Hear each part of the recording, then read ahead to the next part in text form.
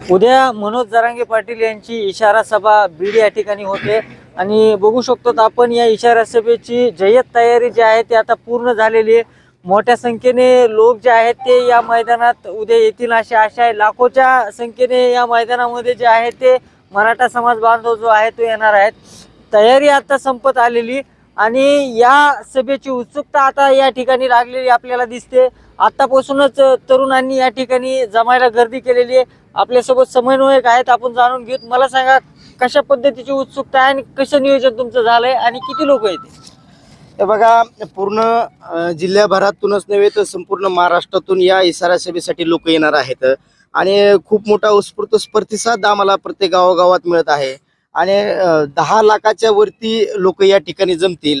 कारण हा मराठा समाजाचा अस्तित्वाचा लढा आहे आणि सरकारने वेळोवेळी तारखी दिल्या, 1 महिन्यात देतो, 15 दिवसात देतो। आता लास्टची तारीख 24 तारीख दिलेली आहे आणि त्याच्या पूर्वसंध्येला 23 तारखेला जरांगे पाटलांची या ठिकाणी सभा होत आहे। सरकारला एवढी विनंती असेल की उद्याच्या इशारा सभेच्या आधीच आपण आरक्षण मराठा समाजाला जाहीर करावं, नसता ही जी सभा असेल ही सभा सरकारच्या काळजामध्ये धडकी भरवणारी सभा असेल। मुंबईला या सभेनंतर लोक निघतील असं देखील सांगितलं जाते। तशा पद्धतीचं नियोजन देखील झाल्याचं लोक सांगतायत। जरांगे पाटलाचं मुंबईला जाण्याचं जे म्हणणं आहे ते या सभेनंतर तशा पद्धतीने होईल काही नाही। आता 17 तारखेला आंतरवलीमध्ये महाराष्ट्राची मराठा समाजाची बैठक होती, तर ते तिथंच जाहीर करणार होते काय करायचे। तर मग तिथं आपले मराठा बांधव म्हणले तुम्ही शेवटची सभाची बीड मध्ये तिथं इशारा सभा असं नाव देऊ आणि पूर्ण काय तुम्हाला सरकार विरुद्ध बोलायचे, मुंबईला जायचे, कुठं जायचे, काय करायचे हे सगळं तुम्ही 23 तारखेच्या सभेत सांगा। तर ही सभा इतकी निर्णायक राहणार आहे की सरकारला सळो की पळो होऊ शकतं या सभेच्या माध्यमातून। सरकारवर कुठं ना कुठं विश्वास मराठा बांधवांचा उडत चाललाय असं म्हणायचं का या सभेच्या माध्यमातून, किंवा तुम्हाला म्हणायचं कशा पद्धती? आमचा तर 23 तारखेपर्यंत जो निर्णय होता की 26 पर्यंत मराठा आरक्षण जाहीर करतील, आमचा तर सरकारवर विश्वासच होता। पण त्यांच्या ज्या 2 दिवसांमध्ये स्टेटमेंटवरून आम्हाला असं लक्षात आलंय की मराठा समाजाची ते दिशाभूल करत आहेत।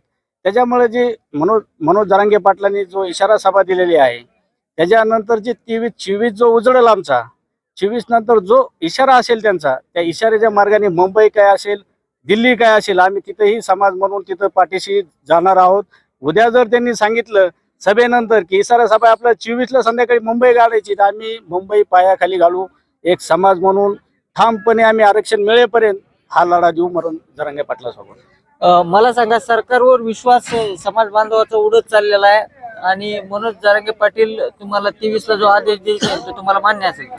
नक्कीच मनोज जरांगे पाटील हे उद्याच्याला आता निर्णायक इशारा सभेतून जो आदेश देतील आम्हाला, तो नक्कीच सर्व महाराष्ट्रातला समाज बांधव तो पाळणार आहे आणि ते जे आदेश देतील त्या आदेशानुसार पुढचा शांततेच्या पद्धतीने आंदोलन चालू राहील। आणि विषय म्हणजे सरकारवरचा विश्वास संदर्भात काय सांगा?